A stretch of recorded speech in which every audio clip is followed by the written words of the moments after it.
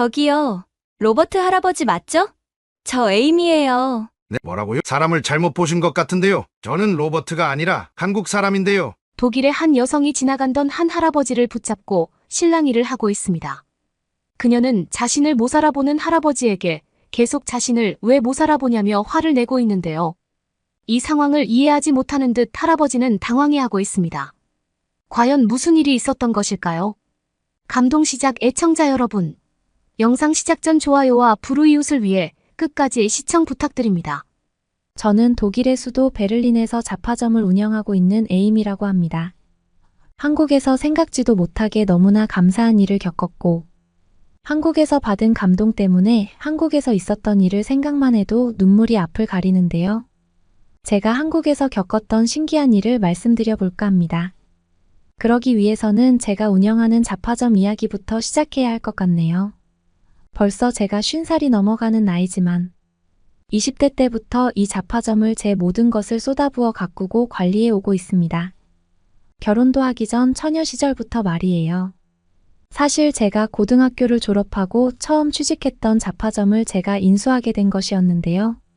당시 백발의 나이 지긋하신 사장님이 운영하시던 이 가게를 제가 직원으로 근무하면서 운영 노하우나 빠르게 변화하는 유행을 따라잡는 방법 등 많은 것들을 배웠습니다.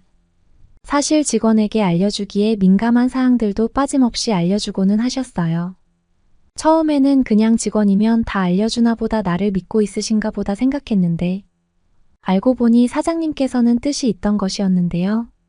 자식이 없던 사장님은 자신이 은퇴할 나이가 지났음에도 불구하고 잡화점을 운영하고 계셨는데요. 오랜 기간 운영해 온 이 잡화점을 떠나고 싶어 하셨고 그동안 수많은 직원들에게 온갖 노하우를 다 알려주면서 이 가게를 물려줄 생각을 가지고 계셨대요. 규모가 아주 큰 편도 아니고 물건도 엄청나게 많은 것이 아니었더라도 돈을 받고 팔면 어느 정도 권리금을 받을 수는 있었다고 했어요. 하지만 굳이 그럴 생각은 없다고 하셨습니다. 정말 책임감 있고 일 잘하는 직원이 들어오면 그냥 아무런 조건 없이 물려주겠다고 생각하고 계셨고 사장님이 가르치는 대로 흡수하는 저에게 가게를 물려주겠다고 결심을 하셨다고 했습니다. 1년 넘게 일을 배우고 나니 당시 사장님은 저에게 속마음을 털어놓으셨던 것이죠. 그렇게 제가 이 가게를 인수하게 되었고요. 금전적인 조건은 단 하나도 없었고요. 다만 사장님이 심심해서 놀러오면 말동무나 조금 되어 달라는 부탁 말고는 없었습니다. 그렇게 저에게 은인과 같은 사장님과 몇 년간 말동무가 되어드리고 친구로 지냈고요. 하지만 2년 뒤 사장님은 노안으로 돌아가시게 되었습니다. 제가 장례도 다 치러드리고 뒷수습을 직접 해드리기도 했습니다. 저에게는 제2의 아버지 같은 분이시죠. 그리고 사장님이 돌아가시고 다음에 저는 딸아이를 출산하게 되기도 했는데요. 사장님이 제 아이를 직접 보셨다면 참 좋아하셨을 텐데 그렇게 되지 못한 게 유일한 아쉬움일 정도로 저는 사장님의 노년을 외롭지 않게 해드렸다고 생각합니다. 다시 본론으로 돌아와서 그렇게 운영하게 된 잡화점을 벌써 30년 동안 운영해 왔습니다. 그리고 그 사이에 규모도 많이 키워서 옆에 점포 가게를 확장하기도 했고 그렇게 지금까지 대형 매장을 운영해 오고 있습니다. 하지만 오랜 시간 이 잡화점을 운영해 오면서 세상의 많은 변화들과 싸워야 했고 그동안 잘 이겨내 오고 있었습니다. 하지만 최근 몇 년 전부터 역대급 위기감이 몰려왔었는데요. 제가 주로 물건을 받아다가 쓰는 도매상 아저씨가 계셨는데요. 저랑 큰 나이 차이는 나지 않지만 아주 오래전부터 감 좋던 이 도매상 아저씨의 감이 떨어졌다고 해야 할까요? 도매상 아저씨를 통해서 들여오는 잡화들이 요즘 트렌드와는 벗어나는 경우가 많았고 때문에 저도 손해를 보는 일도 발생하고는 했습니다. 사실 장사를 하다 보면 손해쯤이야 늘상 있는 일이니 그냥 감수할 수도 있지만 이런 좋지 않은 일들의 빈도가 잦아졌다는 것은 문제가 되기에 충분했습니다. 게다가 최근에 중국에서 받아오는 물건들의 가격이 많이 올라가면서 예전처럼 마진이 좋지도 않았고요. 여러모로 도매상 아저씨도 고전을 면치 못하고 계셨고 저도 덩달아 타격을 받아오고 있었습니다. 하지만 오랜 기간 신뢰를 쌓아오기도 했고 아저씨도 트렌드에 맞는 물건을 들여오려고 여러 방면으로 노력하고 계신 것을 알기 때문에 아저씨를 더 믿기로 했습니다. 사실 그 이외에 마땅한 방법도 없었고요. 그리고 꼭 아저씨의 잘못이라고 하기에는 요즘에는 인터넷으로 물건을 많이 구매하기도 하니까 어느 정도 시대적인 흐름이라는 것도 무시할 수 없다고 생각했으니까요. 너무 원망하는 마음도 없었습니다. 하지만 저와 아저씨 간의 신뢰에 금이 가는 사건이 발생하고 마는데요.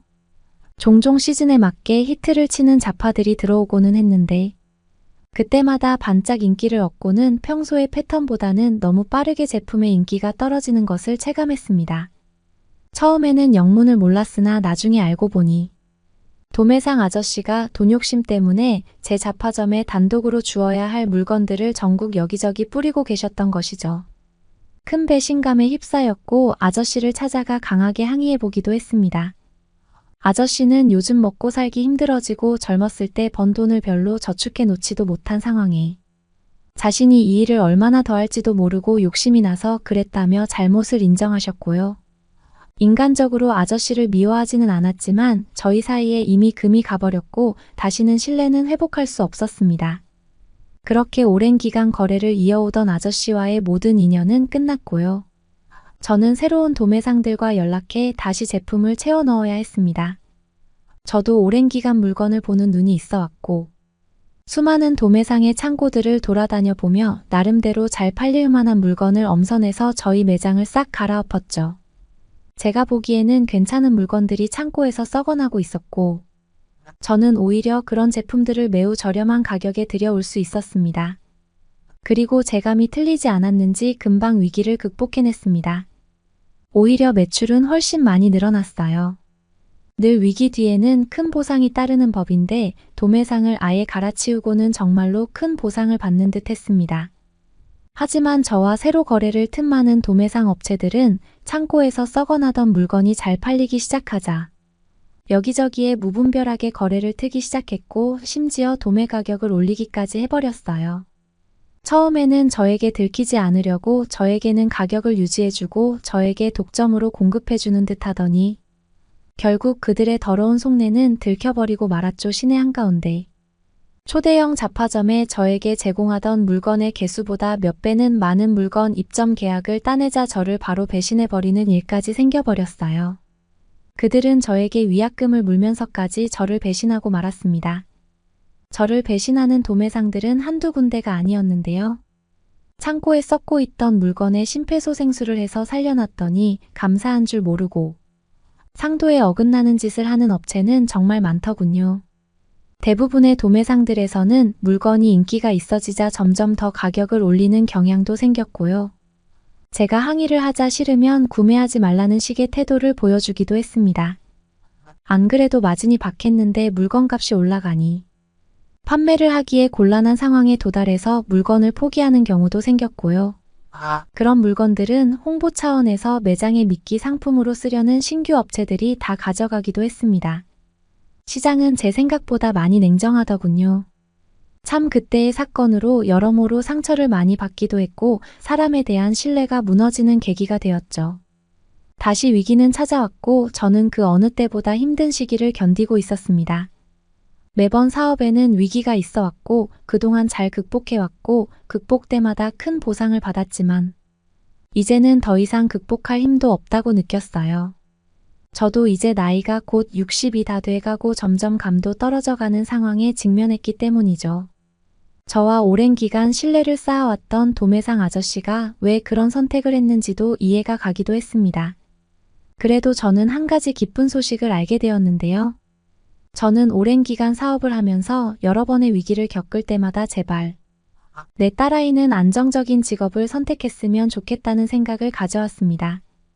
비록 크게 돈을 벌 기회가 없을지 몰라도 사업에 대한 위기감으로 고통받지 않고 그냥 남들처럼 그저 평범하게 살아주기를 원했습니다. 그래서 대학에 진학시키지도 않고 공무원 시험을 준비시켰죠. 제 사업은 점점 쇠퇴하고 있었지만 딸아이의 합격 소식은 저를 너무나 기쁘게 만들어 주었습니다. 남편과 상의해서 딸아이가 정식으로 교육을 받고 임용되기 전에 해외여행을 보내주자고 이야기가 되었죠. 딸아이가 어디로 간다고 해도 보내줄 생각이었습니다. 딸아이는 자기가 수험 공부를 하는 동안 합격하면 꼭 가보고 싶었던 나라가 있었다며 한국을 지목했습니다. 한국으로 보내달라고 말이죠. 사실 독일에서 한국은 엄청나게 먼 나라죠. 게다가 비용도 상당히 비쌌습니다. 딸아이를 한국으로 보내주면서 한국이라는 나라가 엄청나게 잘 사는 나라라는 것도 알게 되었는데요. 저는 그냥 시장에서 장사하는 장사꾼이라 국제 정세에 대해서 잘 몰랐는데 한국은 여러모로 대단한 경제력을 갖춘 나라였더군요. 그래서 한국에 한번 여행 보내주느라 경제적인 지출이 상당히 컸지만 기쁜 마음으로 딸에게 한국 여행이라는 선물을 주었습니다.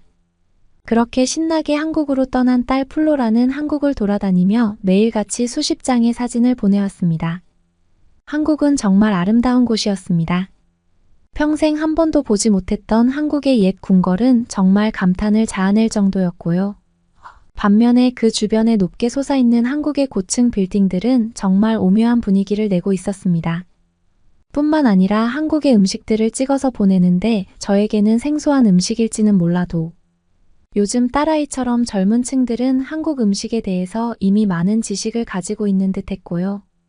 그렇게 한국의 다양한 관광지와 다양한 먹거리 사진을 보내오다가 어느 날 한 번은 특이한 사진들을 보내왔는데요. 로리나가 한국의 번화가를 구경하다가 소풍 가게에 들러서 여러 가지 예쁜 물건들의 사진을 찍어서 보내온 것이죠. 엄마도 이런 거 한번 팔아보면 안 되냐며 말이죠. 그리고 로리나가 찍어준 100개 가까운 자파들의 사진을 자세히 살펴보기 시작했습니다. 제가 알고 있는 중국산 제품들도 몇 개 있었지만 한국에서 생산하고 한국에서만 유통하는 것으로 보이는 제품들도 상당히 많아 보였습니다. 분명히 독일로 가지고 오면 대박을 칠 물건들이 많이 보였습니다. 하지만 저는 도매상에서 물건을 가져와서 제 가게에 진열만 할 줄 알던 사람이라서 수입 같은 걸 하려면 어떻게 해야 하는지 막막했습니다. 분명히 가지고 오면 대박 날 게 뻔해서 너무 욕심이 났는데 아무것도 할 수 없는 제 자신이 초라하다고 느껴지기까지 했습니다. 그래도 방법을 찾기 위해 고민했고 제가 세무 업무를 맡기고 있는 세무사 사무실에 전화해서 수입 업무를 배워보고 싶은데 좋은 사람 있으면 소개를 시켜줄 수 있냐고 물어봤습니다. 사실 안 될 줄 알았는데 세무사 사무실에서는 저를 도와주었어요. 덕분에 수입업체 한 곳에 찾아가서 수입 업무 전반에 대해서 배울 수 있었고 제가 수입하고자 하면 행정적인 절차가 복잡한데 그것도 도와주겠다고 했습니다. 저도 당연히 일부 수수료를 내야 했지만 그래도 아는 사람 소개로 알게 된 업체라서 그런지 믿음이 가기도 했고요. 수입할 물건만 정해오면 도와주겠다는 답변도 받았으니 한국으로 가면 됐습니다. 한국에 가기 전에 한국 업체에게 이메일로 연락해봤고 어느 정도 물건 수입에 대한 이야기가 진행되기도 했습니다. 이 과정은 딸 로리나가 상당 부분 도와주었어요. 그리고 한국 업체와 미팅 약속을 잡고 상당한 비용을 투자해서 한국으로 가게 되었고요.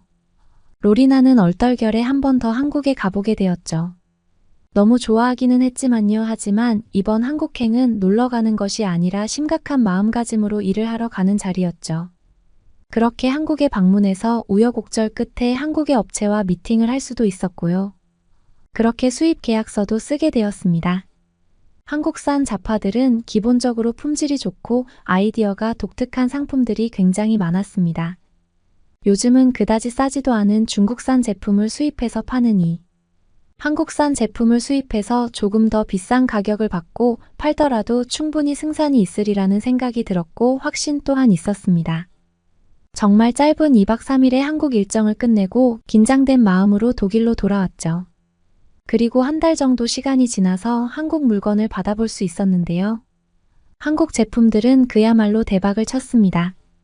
손님들은 비싼 가격에도 불구하고 똑같은 중국 제품을 선택하지 않았으며 고품질의 한국산 물건들은 금방 입소문이 나서 다시 제 매장은 활기를 찾았습니다. 심지어 영업시간도 1시간 연장해야 했고 한산하던 거리가 저희 매장 때문에 사람이 붐비는 일까지 일어났습니다. 아마 옆 동네의 잡화점들은 제 매장의 성공을 보면서 이를 갈았겠죠. 그리고 제 매장의 물건들을 그대로 수입해서 가져다 팔 생각을 하고 있을 것입니다. 하지만 이걸 어떻게 구했는지 알기는 쉽지 않았을 거예요. 딸 로리나가 엄마 일을 도와준다고 이것저것 지식이 많았는데 덕분에 한국에서 관련 업체에 이메일을 보내서 어렵게 알아낸 정보들이었거든요. 안심하기는 이르지만 그래도 몇 년간은 제가 이 지역 잡화점에서는 선두를 달릴 것이라고 생각했습니다. 하지만 그것은 제 착각이었을까요? 젊은 사장들이 운영하는 경쟁 잡화점들은 제 제품의 출처를 어디서 알았는지 몇몇 물건들을 금방 수입해서 오더라고요. 정말 충격을 받았습니다. 아무래도 젊은 친구들의 빠른 추진력에 놀라면서도 한편으로는 내가 결국 경쟁에서 밀려서 도태되게 되는구나라는 끔찍한 생각까지 도달했죠. 그러다가 제가 수입하는 한국의 잡화 공장에서 이메일 한 통이 날아오게 되었습니다. 저는 올 것이 왔다고 생각했어요. 가격을 올린다던가 계약의 변화를 요구하는 이메일이라고 생각했거든요. 이미 다른 업체들이 그 업체에도 연락을 해서 더 좋은 조건을 제시했을 것이고, 기존 거래처이던 저에게도 관련 소식을 알리며 계약사항 수정을 요구하는 사형 선고 같은 이메일 말이죠. 긴장되는 마음으로 이메일을 열어봤습니다. 두 줄, 세 줄 읽어 내려가는데 가슴이 철렁 내려앉았습니다. 여러 업체들에서 더 좋은 조건으로 물건을 팔라는 제안이 들어오고 있다며 말이죠. 잠시 이메일을 읽는 것을 멈추고 고개를 숙여야 했습니다. 벌써부터 눈물이 날 것 같았습니다. 세상은 너무나 잔인하구나. 아프리카의 사자들도 영원한 왕이 없듯이 나도 결국 태물이 되어 이 시장에서 쫓겨나는구나. 이런 생각이 머릿속을 가득 채웠죠. 그래도 그 사형 선고 같은 이메일을 끝까지 읽어보기 위해서 다시 정신을 가다듬고 천천히 읽어 내려갔습니다. 그리고 저는 한국에서 온 그 이메일을 읽다가마저 다 읽지도 못하고 눈물을 펑펑 쏟게 되었는데요. 한국 업체가 보내온 내용을 간단하게 요약하면 다음과 같았습니다. 남아프리카 공화국의 여러 수입업체에서 귀사에 제공하고 있는 물건들을 수입하고 싶다는 연락을 받고 있습니다. 저희 업체에서는 귀사와 신뢰관계를 이어가고 싶고 하루빨리 귀사와 판권 계약서를 작성하고 싶습니다. 한국의 업체는 저와의 신뢰를 저버리지 않고 저에게 상도를 지키기 위해 이런 이메일을 보내주었습니다. 저를 배신하는 대가로 저에게 크지 않은 위약금을 지불해버리고 다른 더 좋은 조건을 받아들일 수도 있었는데 저에 대한 신뢰를 끝까지 지켜준 한국 업체의 태도에 정말 눈물이 쏟아지지 않을 수 없었습니다. 최근 몇 년간 저에게 벌어진 끔찍한 일들이 다시 반복되는 줄 알았는데 한국 업체의 고마운 태도에 감격을 받지 않을 수 없었거든요. 인터넷으로 전자계약서를 작성해도 무방하다고 했지만 저에게 신뢰를 지켜준 한국 업체에 직접 방문해서 계약서를 작성하고 싶었습니다. 그렇게 다시 한국에 가게 되었고 실무자들이 아니라 한국 업체의 대표님과 직접 만나서 계약서를 작성하게 되었습니다. 대표님의 얼굴을 처음 보자마자 저는 너무 놀라지 않을 수 없었는데요. 백발의 인상 좋은 미소 깊게 패인 눈 그리고 살포시 쓰고 있는 베레모와 어두운 색. 체크무늬 정장은 30년 전 저에게 이 점포를 물려준 그 사장님과 너무나 비슷한 분위기를 풍겼기 때문이에요. 분명히 처음 보는 분이고 이 사장님은 한국 사람인데 그 사장님일 리가 없잖아라는 혼란스러운 생각마저 들 정도로요. 정신을 차리고 계약을 하면서 한국인 사장님께 신뢰를 지켜주셔서 감사하다는 인사를 했고 한국인 사장님은 신뢰로 먹고 사는 사람인데 당연히 상도를 지켜야 하지 않겠냐며 여운이 남는 말씀을 해주셨습니다. 계약서도 성공적으로 작성하고 실무자들과 만나서 실무적인 이야기도 나누기도 했습니다. 그리고 건물을 나서기 전 잠시 화장실에 들렀습니다. 그리고 그곳에서 참았던 눈물을 쏟았는데요. 그 눈물에는 여러 가지 의미가 있었습니다. 우선 한국 회사가 보여준 의리 있는 행동에 감동받았으며 덕분에 오랜만에 사람의 냄새를 맡았기 때문이고 마지막으로 오래전 돌아가신 사장님의 얼굴이 자꾸만 생각났기 때문이에요. 사장님도 장사꾼들은 신뢰가 생명과 다름없다며 그것을 깨지 말기 위해 노력하라는 말씀을 하셨는데 이곳 한국 업체의 사장님과 너무나 닮아서 자꾸만 사장님의 얼굴이 떠올랐기 때문이죠. 그렇게 다시 돌아와서 지금은 다시금 열심히 잡화점 운영에 힘쓰고 있습니다. 그리고 사람들로 북적이는 매장을 지켜볼 때마다 직원들이 열심히 한국에서 들여온 물건을 진열할 때마다 한국에 계신 훌륭한 사장님에게 감사한 마음도 들고요. 그리고 옛날 사장님의 얼굴이 자꾸만 머릿속에 떠오르면서 참 많은 생각이 들고는 합니다. 오늘은 유난히 보고 싶은 사장님의 모습이 생각나서 제 사업 이야기를 이렇게 인터넷에 써봅니다. 마지막으로 언젠가는 제 사업도 저물 날이 오겠지만 그래도 저는 한국에서 보여준 신뢰 있는 모습에 대해서 영원히 감사하는 마음을 가질 것 같습니다. 그러면 다음 사연으로 넘어가겠습니다. 어떻게 이렇게까지 영국보다 발전할 수 있었던 거지? 해답이 여기 있었네. 한국에 처음 온 영국인이 대치동에 방문해서 놀라움을 금치 못합니다. 대치동에서 영국인을 놀라게 한 일은 도대체 무엇일까요? 안녕하세요. 저 셀리나예요. 저는 학교에서 상당히 공부를 잘한다는 이유로 자매결연 관계를 맺고 있는 한국 학교의 교환학생으로 오게 되었습니다. 사실 한국은 OECD 국가 중 학업 성취도가 수학은 4위, 과학은 6위에 달할 정도로 엄청나게 상위권에 속해 있는 나라이기 때문에 저는 열정적인 학생들의 교육 의지를 엿볼 수 있다는 생각에 들떠 있었습니다. 인천국제공항은 거대하고 매우 붐볐습니다. 사람들은 사방에서 서두르고 있었고 표지판은 한국어와 영어로 되어 있었습니다. 여러 언어로 된 안내 방송도 들렸습니다. 전 세계가 공항 안에 있는 것 같았어요. 호스트 가족은 저를 태워줄 운전기사를 준비해 주었습니다. 서울로 가는 길은 제가 본 적 없는 풍경이었어요. 서울은 과거와 현재가 뒤섞인 도시였어요. 높고 반짝이는 고층 빌딩이 기와 지붕을 얹은 전통가옥 옆에 서 있었어요. 그리고 수많은 자동차와 버스 제 호스트 가족이 아파트에서 저를 기다리고 있었어요. 그들은 정말 친절하고 환영해 주었습니다. 박 씨와 박 씨 부인 그리고 제 또래 딸 소희 양이 있었어요. 소희는 제가 이번 방학 때 외고로 교환 학생을 왔고 다음 여름방학 때는 소희가 영국으로 와서 영국의 교육과정을 경험할 예정인 호스트였어요. 그들은 따뜻한 미소와 인사로 저를 맞이했습니다. 저도 조금 어색하지만 설레는 마음으로 인사를 건넸습니다. 그날 저녁 김 여사님은 한국 전통 음식을 만들어 주셨습니다. 김치 불고기 비빔밥 등 처음 보는 음식들이 나왔습니다. 모두 고향 음식과는 다른 맛과 풍미가 있었습니다. 소희가 젓가락질하는 법을 가르쳐 줬는데 제가 자꾸 음식을 떨어뜨려서 모두 웃었어요. 저녁 식사 후 소희는 저에게 동네를 구경시켜 주었습니다. 밤에도 거리는 활기가 넘쳤습니다. 무엇보다 20세 이하의 학생들이 밖으로 나가도 전혀 문제가 없었어요. 우리는 옷부터 간식까지 다양한 물건을 파는 작은 가게들을 지나갔습니다. 소희 씨는 이런 가게들을 편의점이라고 부르며 거의 항상 문을 연다고 설명해 주었습니다. 그리고 제가 필요한 것들이 있으면 언제든지 말하라고 했어요. 전날 저녁에 말해도 아침에 문 앞에 와 있다면서요. 저는 괜찮다고 했지만 그러면 택배비가 도대체 얼마나 나오는 거냐고 물어봤어요. 퀵 서비스를 이용하는 거라고 생각했거든요.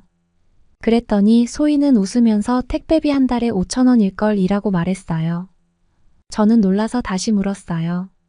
하루에 5,000원도 너무 싼데 한 달에 5,000원이라고 그게 가능해? 소희는 한국은 배송 유통망이 잘 구축되어 있어서 대부분의 도시에서 이 서비스를 이용할 수 있다고 했어요. 그리고는 한국에 온 기념으로 그럼 자기가 쿠팡 서비스를 이용해서 폰 케이스를 선물해 준다고 했어요. 그날 밤 드디어 침대에 누웠을 때 제가 진짜 한국에 왔다는 사실이 믿기지 않았습니다. 방은 작지만 아늑했고 큰 창문으로 도시가 내려다 보였어요. 서울의 불빛이 별처럼 반짝이는 것이 보였습니다. 영국의 조용한 동네와는 너무 달랐어요. 첫날에 보고 느꼈던 모든 것들이 떠올랐습니다. 압도적이었지만 좋은 의미에서요. 완전히 새로운 세상에 온 것 같았고 어떤 모험이 저를 기다리고 있을지 기대가 되었습니다. 시차 때문에 일찍 일어났어요. 소희와 저는 평소 먹던 시리얼과 우유와는 다른 아침 식사를 했습니다. 밥과 수프 반찬 몇 가지를 먹었습니다. 그리고 학교 갈 시간이 되었습니다. 아침에 문을 열어보니까 정말로 새로운 폰 케이스가 집 앞에 와 있었어요. 저는 어떻게 이러한 시스템이 가능한 건지 놀라웠어요. 가는 길에 소희가 학교에 대해 설명해 주었어요. 한국 학생들은 공부를 매우 진지하게 한다고 말했습니다. 저는 선진국인 영국에서 공부를 꽤나 잘하는 편이라고 생각했기에 이곳이 얼마나 치열할지 전혀 몰랐습니다. 제가 듣는 수업은 정규 수업은 아니고 방학 때 자진해서 나오는 친구들의 보충 수업이었어요. 학생들은 원서를 직접 읽고 논리를 자기의 방식대로 펼쳐서 작은 논문을 완성하는 것을 목표로 했어요. 모든 한국 학생들이 이렇게 이건 심지어 한국어도 아니잖아라고 물어봤더니 다른 일반 학교는 몰라도 자기네 학교는 외국어 특성화 학교라서 이 정도는 다들 해낸다고 했어요. 그리고 사실 원서를 읽는 정도는 아니어도 아침에 학교에 가서 수학이나 과학 문제 풀이를 한다고 했어요. 조금 긴장이 되었습니다. 학교는 크고 매우 현대적으로 보였습니다. 학교에 들어서자 사물함이 줄지어 있고 학생들이 분주하게 움직이는 모습이 보였습니다. 모두들 서둘러 책을 들고 친구들과 이야기를 나누고 있는 것 같았습니다. 소희는 저에게 선생님인 이 선생님을 소개해 주었습니다. 선생님은 매우 친절하게 저를 환영해 주셨습니다. 영어를 꽤 잘하셔서 안심이 되었습니다. 선생님은 제가 하루 동안 소희 옆에서 선생님의 수업에 참여하게 될 것이라고 설명해 주셨습니다. 한국 교실은 제가 익숙했던 것과는 달랐습니다. 학생들이 일어서서 선생님을 맞이하는 모습이 저에게는 낯설었습니다. 뿐만 아니라 결석하는 학생들이 거의 없었어요. 제가 다녔던 학교에서는 결석이나 조퇴 지각 등이 꽤나 익숙한 일이었거든요.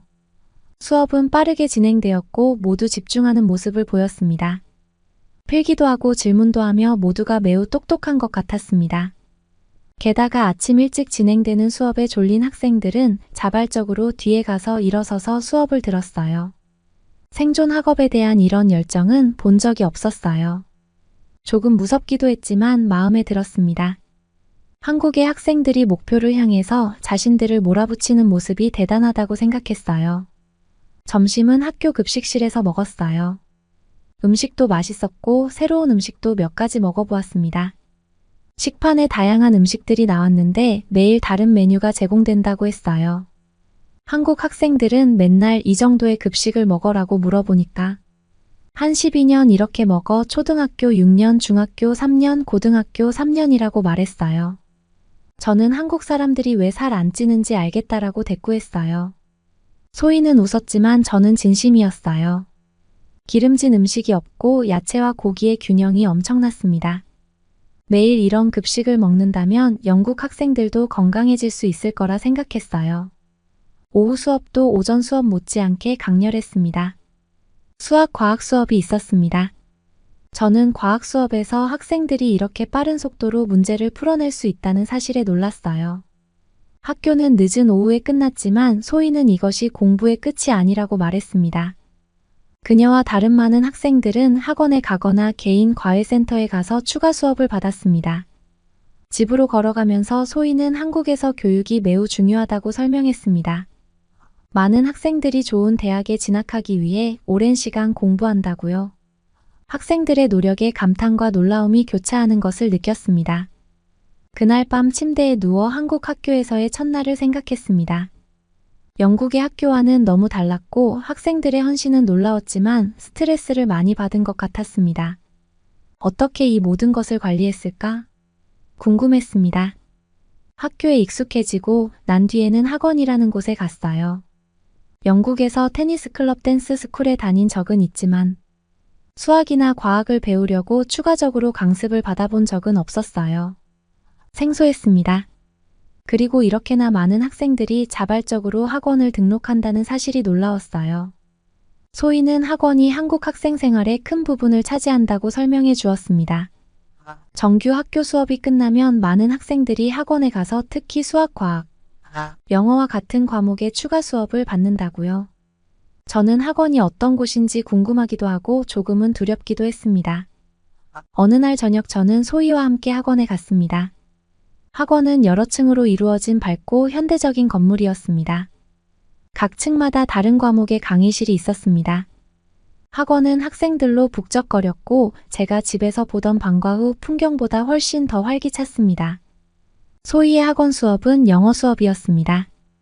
교실은 우리 학교 교실보다 작았지만 학생들로 가득 찼습니다. 박 선생님은 젊으셨고 영어를 정말 잘하셨어요. 친절하셨지만 수업은 매우 빠르게 진행되었습니다. 학원의 학생들은 정말 집중력이 대단했습니다. 빠르게 필기하고 박 선생님의 질문에 빠르게 대답했습니다. 학생들이 얼마나 많은 것을 알고 있는지, 얼마나 진지하게 공부하는지 인상적이었습니다. 분명 영어로 되어 있는 지문을 읽어주는데 무슨 소리인지 이해가 안 됐어요. 놀라운 사실은 한국 학생들은 그 답을 누구보다 빠른 속도로 맞추더라고요. 쉬는 시간에는 몇몇 학생들과 이야기를 나눴습니다. 학원에 외국인이 왔다는 사실에 신기해하며 영국에 대해 많은 질문을 했어요. 학원에 거의 매일 와서 늦게까지 공부한다고 하더라고요. 그들에게는 당연한 일이지만 매일 이렇게 긴 하루를 보내는 것은 상상할 수 없었습니다. 더 많은 학생들을 관찰하고 이야기를 나누면서 학생들이 학교에서 성적을 잘 내야 한다는 압박을 얼마나 많이 받고 있는지 깨달았습니다. 좋은 성적은 미래를 위해 매우 중요했고 모두가 인류 대학에 진학하기를 원했습니다. 제가 고향에서 느꼈던 학업에 대한 압박감과는 많이 달랐어요.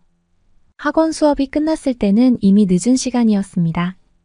거리는 어두웠지만 많은 학생들이 학원을 마치고 집으로 향하고 있었습니다. 소희와 저는 걸어서 집으로 돌아갔는데 소희는 피곤해 보였지만 이런 일상이 익숙해 보였습니다. 그래도 같이 다니니까 재밌네라고 말했어요. 그날 밤 침대에 누워 학원 체험에 대해 생각했습니다. 학생들이 얼마나 헌신적인지 존경스러웠지만 일과 삶의 균형에 대해서도 생각하게 되었습니다. 새로운 친구들과 그들의 엄격한 공부 습관에 대한 존경과 걱정이 뒤섞인 채 잠이 들었습니다. 서울에서의 마지막 며칠은 씁쓸했습니다. 저는 도시의 광경소리, 냄새 등 최대한 많은 것을 만끽하려고 노력했습니다. 평화로운 한강과 번화한 홍대 거리 등 제가 가장 좋아하는 장소를 다시 방문했습니다. 박씨 부부는 저를 위해 특별한 작별 만찬을 준비했습니다. 제가 좋아하는 모든 요리로 푸짐한 한국식 바베큐 파티를 열었습니다.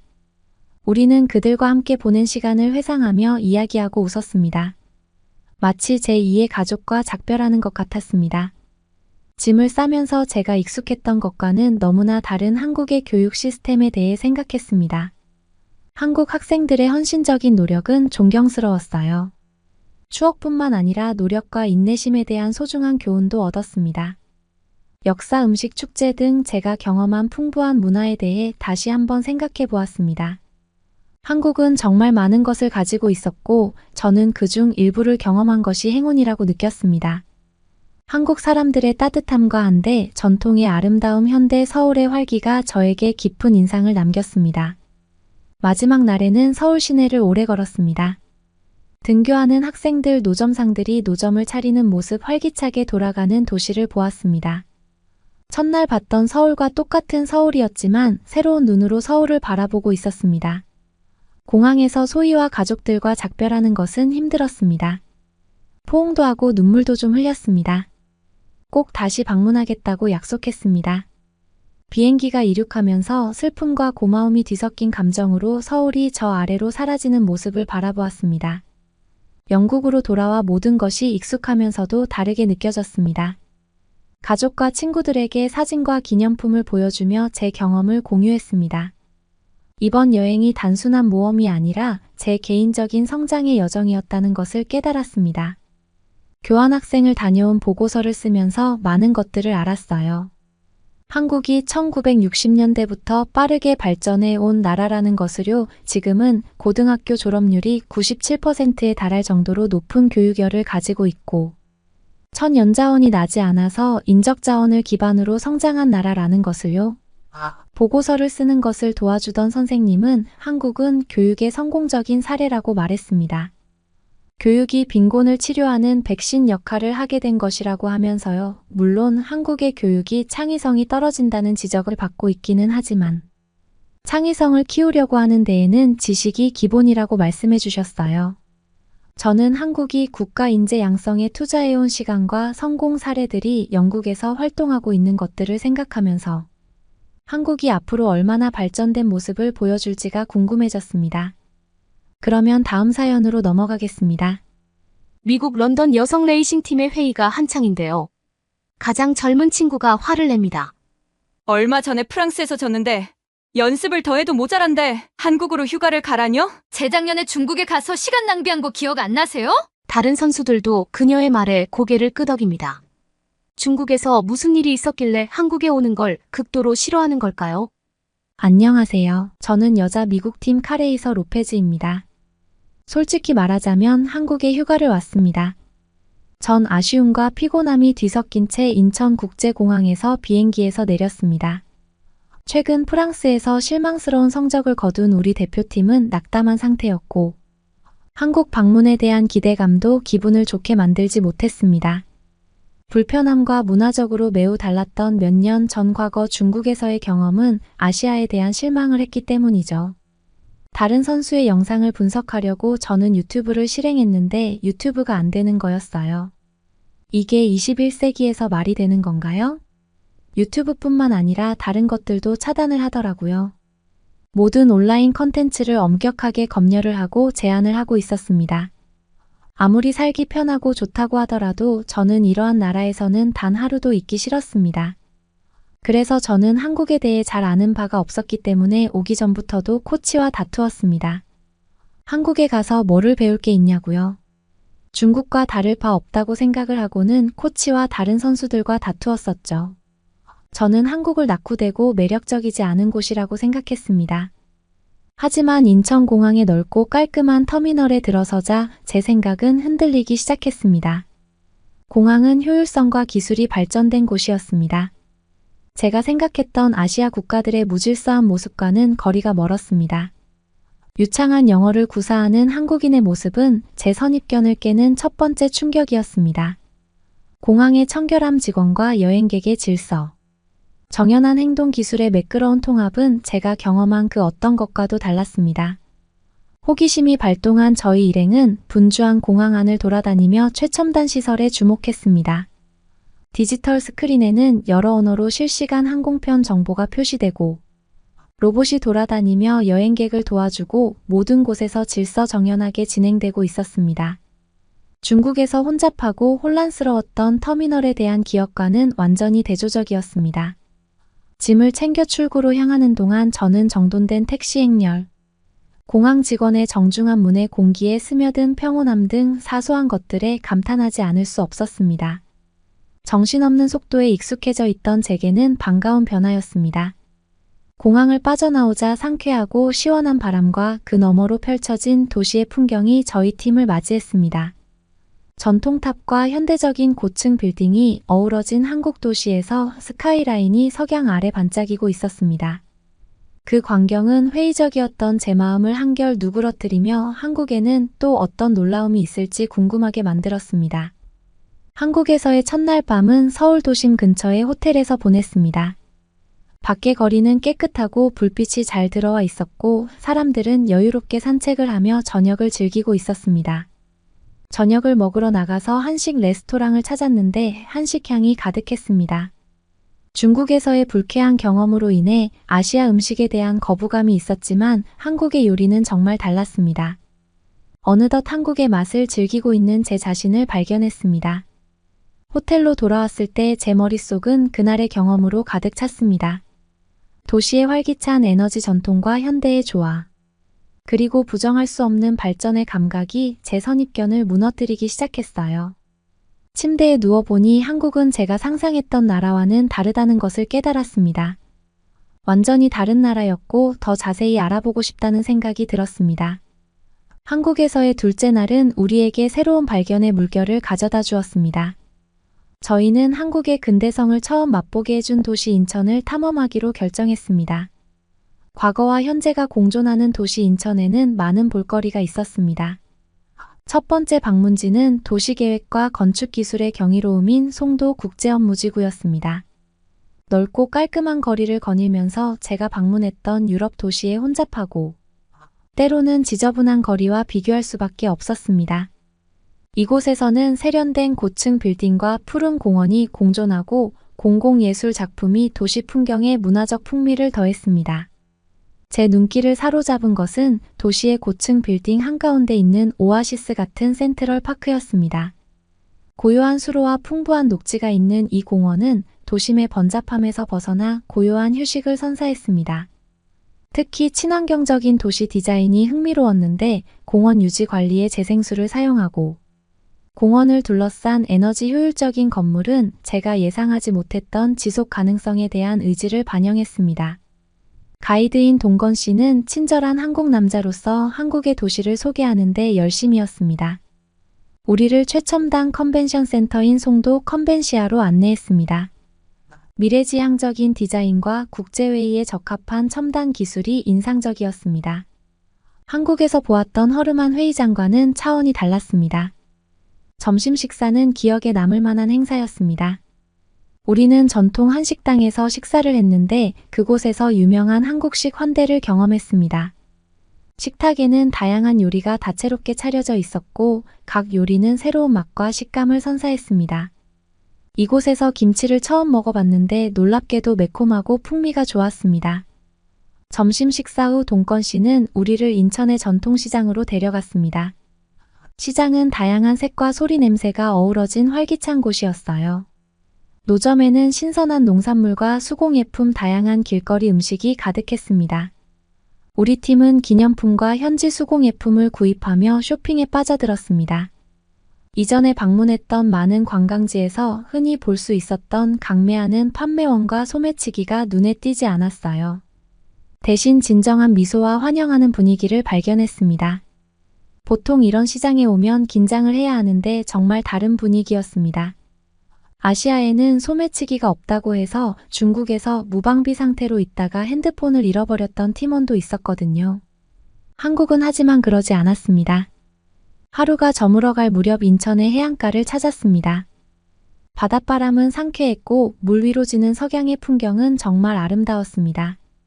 첨단 도시 인프라와 전통과 현대가 조화롭게 어우러진 모습, 그리고 만난 사람들의 따뜻한 인심 등 하루를 되돌아보았습니다. 처음 한국에 대해 가졌던 불안감이 서서히 사라지고 감탄과 호기심이 생겼습니다. 그날 밤 호텔 방에 누워있던 저는 제 기대와 한국의 현실이 극명하게 대비되는 모습을 떠올리지 않을 수 없었습니다. 과거의 경험과 고정관념에 사로잡힌 마음가짐으로 도착했지만 막상 도착한 한국은 선진적이면서도 풍부한 전통을 간직한 나라였고 제 인식을 빠르게 바꾸고 편견에 도전하는 곳이었습니다. 한국 여행의 셋째 날은 한국의 심장 부이자 영혼인 서울을 탐험하기 위해 설레는 마음으로 출발했습니다. 고대 역사와 최첨단 현대가 완벽하게 조화를 이룬 이 도시는 놀라움과 새로운 경험으로 가득 찬 하루를 약속했습니다. 첫 번째 방문지는 한국의 유구한 역사와 웅장한 건축물의 상징인 경복궁이었습니다. 넓은 뜰과 화려한 정각을 걸으며 마치 과거로 돌아간 듯한 기분이 들었습니다. 궁궐의 정교한 디자인과 자연과의 조화로운 균형은 현대 도시에서 찾을 수 없을 거라 생각했던 깊은 문화유산을 반영했습니다. 특히 역사적 전통을 화려하게 보여주는 수문장 교대식이 눈길을 사로잡았습니다. 다음으로 서울의 주요 쇼핑 지역 중 하나인 명동의 번화한 거리로 이동했습니다.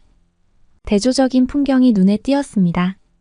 트렌디한 부티크와 뷰티스토어, 다양한 길거리, 음식 노점상들로 가득 찬 이 지역은 현대 생활의 에너지로 활기가 넘쳤습니다. 저는 한국의 전통 패션과 현대적인 스타일이 융합된 모습에 매료되었습니다. 많은 인파 속에서도 활기차고 안전한 거리의 모습은 한국에 돌아와서 조심해야 했던 것과는 다른 신선한 변화였습니다. 점심은 또 다른 한식 체험이었습니다. 이번에는 한국 전통 바비큐를 제공하는 아늑한 레스토랑을 찾았습니다. 테이블에 놓인 그릴에 직접 고기를 구워 먹는 것은 맛있을 뿐만 아니라 팀원들이 더욱 가까워지는 즐거운 공동의 경험이었습니다. 식사 후에는 한국의 인기 빙수 디저트인 빙수로 마무리되어 입맛을 즐겁게 해주었습니다. 오후에는 경이로운 건축물과 디자인 및 예술의 중심지인 동대문 디자인 플라자에 방문했습니다. 곡선형 금속 외관의 미래 지향적인 건물 디자인은 디자인 수도로서의 서울의 위상을 증명하는 듯 했습니다. 내부에서는 한국의 전통 공예품과 현대 미술을 소개하는 다양한 전시를 둘러보며 과거를 기리는 동시에 미래를 포용하는 서울의 역량을 엿볼 수 있었습니다. 저녁이 다가오자 서울의 중심부를 가로지르며 활력을 되찾은 도시 공간인 청계천을 따라 여유롭게 산책했습니다. 고가도로로 덮여있던 청계천은 번잡한 도심 한가운데 고요한 안식처로 탈바꿈했습니다.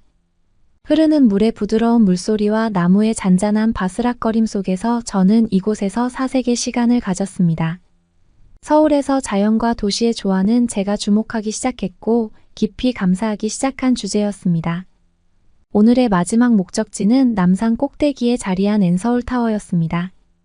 전망대에서 바라본 서울의 전경은 숨이 맺을 정도로 아름다웠습니다. 도시의 불빛이 별처럼 반짝이며 거대한 대도시를 비추고 있었습니다. 그리고 저희 팀원들이 잘할 수 있도록 모두 자물쇠를 채웠습니다. 다음 대회에서는 꼭 좋은 성적을 거두자고요. 문화와 역사 현대가 독특하게 어우러진 서울에 대한 선입견에 도전하고 시야를 넓힌 하루를 마무리하기에 딱 좋은 풍경이었습니다. 그날 밤 호텔 침대에 누워 며칠 만에 제 관점이 얼마나 많이 바뀌었는지 깨달았습니다. 잘 알지 못했던 서울은 매 순간 저를 놀라게 했습니다. 활기찬 에너지 옛것과 새것의 융합, 사람들의 따뜻한 마음이 제 가슴에 지울 수 없는 흔적을 남겼습니다. 서울에서의 넷째 날 저는 효율성과 혁신으로 유명한 서울의 대중교통 시스템을 이해하는 것이 목표였습니다. 대중교통에 대해 많이 들어왔고 직접 경험해보고 싶었습니다. 이날의 탐방은 분주한 대도시를 원활하게 연결해주는 생명줄에 대해 깊이 있게 알아보는 시간이었습니다. 여정은 서울 지하철에서 시작되었습니다. 지하철역에 내려서자 청결하고 정돈된 공간에 깜짝 놀랐습니다. 디지털 스크린에는 열차 시간표와 노선이 다국어로 표시되어 있었고, 저와 같은 외국인 여행객에게 편리함을 제공하는 것이 인상적이었습니다. 열차는 정확한 시간에 도착하고 출발하여 시스템의 정시성과 신뢰성을 입증했습니다. 지하철을 타면서 저는 열차 내부의 조용함과 질서 정연함에 주목했습니다. 사람들은 스마트폰에 몰두하거나 독서를 하거나 조용히 대화를 나누고 있었는데, 이는 종종 혼란스럽고 시끄러운 고향의 대중교통과는 극명한 대조를 이루었습니다. 특히 놀라웠던 것은 승객들이 여행 중에 연결 상태를 유지할 수 있는 무료 와이파이를 어디서나 이용할 수 있다는 점이었습니다. 다음으로 버스 시스템을 살펴봤습니다. 저희 팀은 시내버스에 탑승했는데 실시간 GPS 추적 시스템이 장착되어 있어 각 정류장을 미리 알려주는 것을 보고 깜짝 놀랐습니다. 버스 자체는 현대적이고 깨끗했으며 편안한 좌석과 에어컨을 갖추고 있어 다른 곳의 공공버스와는 사뭇 달랐습니다. 제 눈길을 사로잡은 독특한 점은 버스 전용 차선이 있어서 대중교통이 시내 교통체증에 방해받지 않도록 해준다는 점이었습니다. 이 차선은 대중교통을 활성화하고 교통 혼잡을 줄이며 탄소 배출을 줄이기 위한 서울시의 노력의 일환이라는 것을 알게 되었고, 환경에 대한 의식이 높아진 저에게 큰 공감을 불러일으켰습니다. 서울의 자전거 공유 시스템인 따릉이 스테이션을 발견하면서 탐험은 즐거운 방향으로 바뀌었습니다. 평소 체력 단련과 아웃도어 활동에 관심이 많았던 저는 꼭 한번 체험해보고 싶었습니다. 직관적인 모바일 앱 덕분에 자전거를 쉽게 대여할 수 있었고, 곧 한강변을 따라 자전거를 타며 아름다운 경치와 신선한 공기를 만끽할 수 있었습니다. 잘 정비된 자전거 도로는 안전하고 차도와 분리되어 있어 도심 속에서도 자유로운 경험을 선사했습니다. 서울의 대중교통 시스템을 둘러보는 하루의 여정은 저에게 새로운 눈을 뜨게 했습니다. 첨단 기술이나 효율성뿐만 아니라 고품질의 접근성, 높은 친환경 교통 경험을 제공하려는 서울시의 노력이 인상적이었습니다. 미래지향적인 태도와 공공의 복지에 대한 헌신이 반영되어 있었고, 저는 그 점이 매우 존경스러웠습니다. 그날 저녁 하루를 돌아보며 도시가 시민들에게 무엇을 제공할 수 있는지에 대한 저의 이해가 근본적으로 바뀌고 있다는 것을 깨달았습니다. 서울은 단순히 대중교통 시스템만 잘 갖춰진 도시가 아니라 시민들을 배려하고 그들의 필요를 우선시하며 삶의 질을 개선하기 위해 끊임없이 노력하는 도시였습니다. 서울에서의 다섯째 날은 한국이 글로벌 리더로 자리매김한 서울의 디지털 환경을 탐험을 하기로 했습니다. 기술이 일상생활에 어떻게 자연스럽게 녹아들어 서울을 디지털 유토피아로 만드는지 알아보고 싶었습니다. 첫날은 하이테크한 분위기로 유명한 강남의 한 유명 카페를 방문하는 것으로 시작되었습니다. 이곳에서 디지털 결제의 편리함을 직접 목격했습니다. 사람들은 스마트폰을 이용해 손쉽게 주문하고 결제했는데, 제가 익숙했던 전통적인 방식과 비교했을 때 놀라울 정도로 효율적이라는 생각이 들었습니다.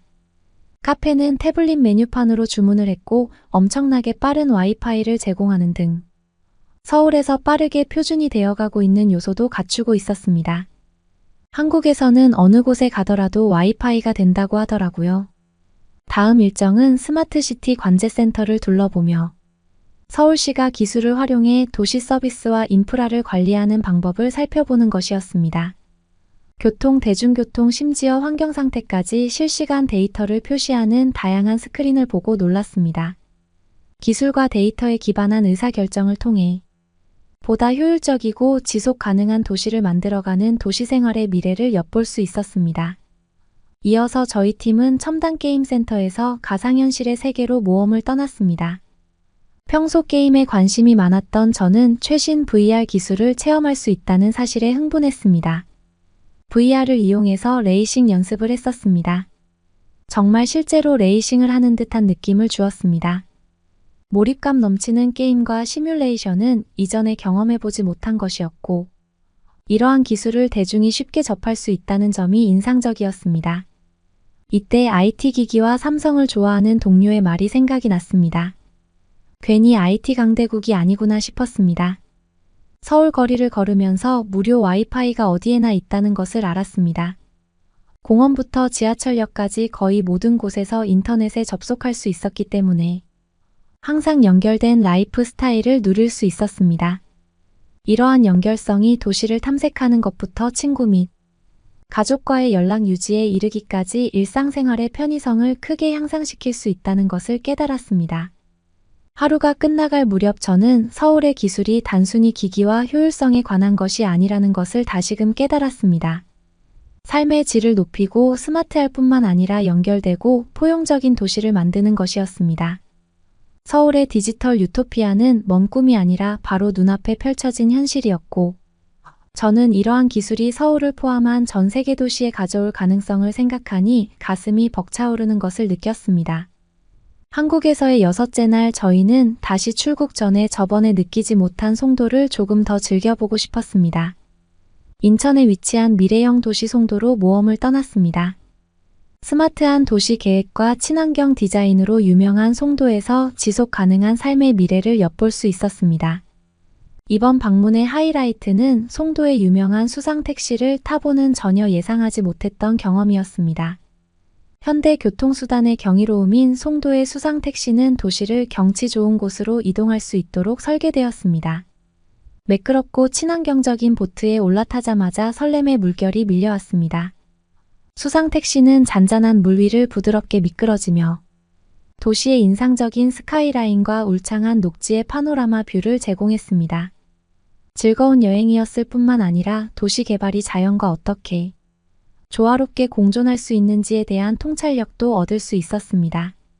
수상택시에는 내비게이션과 안전을 위한 최신 기술이 탑재되어 있었고, 송도의 지속 가능성 정신에 맞게 환경에 미치는 영향을 최소화하는 디자인이 적용되어 있었습니다. 송도가 환경을 생각하면서 주민들의 삶의 질을 향상시키는 혁신적인 교통 솔루션을 도입한 것이 인상적이었습니다. 수상택시 투어를 마치고 송도의 녹색 심장부인 센트럴파크를 둘러보았습니다. 아름답게 조경된 정원과 고요한 수로를 따라 거닐며 도시 설계에 담긴 세심한 배려에 감탄했습니다. 첨단 도시 속에 자리한 이 도심 속 오아시스는 고요한 휴식처를 제공하며 환경 지속 가능성에 대한 한국의 노력을 보여줬습니다. 송도 방문은 저에게 큰 충격이었습니다. 기술적으로 발전했을 뿐만 아니라 지속 가능하고 살기 좋은 도시를 만들고자 하는 한국의 비전을 확인할 수 있었기 때문입니다. 이 경험을 통해 한국에서도 이러한 도시 개발의 가능성을 고민하게 되었고, 기술과 자연이 조화롭게 공존할 수 있는 미래에 대한 영감을 얻었습니다. 하루가 저물어가고 수상택시들이 불을 켜고 잔잔한 바다를 비추자 평화로움이 느껴졌습니다. 다음 날에는 송도시티 서킷을 발견하면서 저희 모험은 짜릿한 전환점을 맞이했습니다. 현대적이고 혁신적인 송도국제업무지구의 중심부에 위치한 이 서킷은 모든 레이싱카 애호가인 저처럼 레이싱을 인생의 전부로 삼는 사람에게는 꿈의 무대였습니다. 까다로운 레이아웃으로 유명한 송도시티 서킷은 도시의 미래지향적인 건축물 사이를 가로지르는 도시명 레이싱 트랙이었습니다. 급회전 긴 직선 구간 다양한 차들이 독특하게 어우러져 레이싱을 즐기기에는 스릴 넘치는 경험을 선사했습니다. 저에게 이 서킷을 탐험할 수 있는 기회는 단순히 레이싱의 스릴뿐만 아니라 완전히 새로운 환경에서 제 열정과 소통할 수 있는 기회였습니다. 서킷에 도착하자마자 가장 먼저 눈에 들어온 것은 도시 풍경과 서킷이 완벽하게 어우러진 모습이었습니다. 서킷은 우뚝 솟은 고층 빌딩 옆을 달리고 경치 좋은 다리를 건너고 센트럴파크 가장자리를 휘감아 돌면서 매번 멋진 풍경을 선사했습니다. 이전에 경주했던 서킷과는 달리 도시개발과 모터스포츠가 완벽하게 결합된 곳이었어요. 서킷에서 현지 레이서들과 애호가들을 만날 기회도 있었습니다.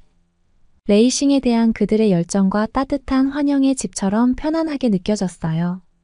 짜릿한 레이싱 경험을 제공하면서도 도시에 방해가 되지 않도록 세심하게 계획된 서킷 설계에 대해 배웠습니다. 현지 레이서들은 서킷의 가장 까다로운 구간을 공략하는 팁을 공유해 주었고, 저는 그 정보를 열심히 흡수했습니다. 그날의 하이라이트는 서킷을 몇 바퀴 돌 수 있는 기회가 주어졌을 때였습니다. 레이싱 장비와 헬멧을 착용하자 익숙한 아드레날린이 솟구쳤습니다. 성능 경주용 자동차의 운전석에 앉아 주변 환경과 깊은 유대감을 느꼈습니다. 엔진이 굉음을 내며 활기를 띠자 긴장된 기대감과 함께 흥분이 밀려오는 것을 느꼈습니다. 서킷을 돌면서 저는 좁은 코너와 급격한 고도 변화로 인해 어려움을 겪었습니다. 코너를 돌 때마다 송도의 인상적인 스카이라인이 새로운 시각으로 다가왔고, 트랙에 집중하는 동안 송도의 스카이라인이 흐릿하게 보였습니다. 도심 속을 달리는 경험은 짜릿했고 제 스포츠에 대한 새로운 열정을 느꼈습니다. 트랙은 힘들었지만 한 바퀴를 완주할 때마다 성취감을 느낄 수 있어 보람도 컸습니다. 서킷에서 시간을 보낸 후 제 경험을 되돌아보았습니다. 송도에서의 레이싱은 단순히 속도나 경쟁만이 아니라 스포츠와 도시 생활의 융합을 경험하는 것이었습니다. 송도 도심 서킷은 제가 한국과 연관짓게 된 혁신과 진보의 상징이었습니다.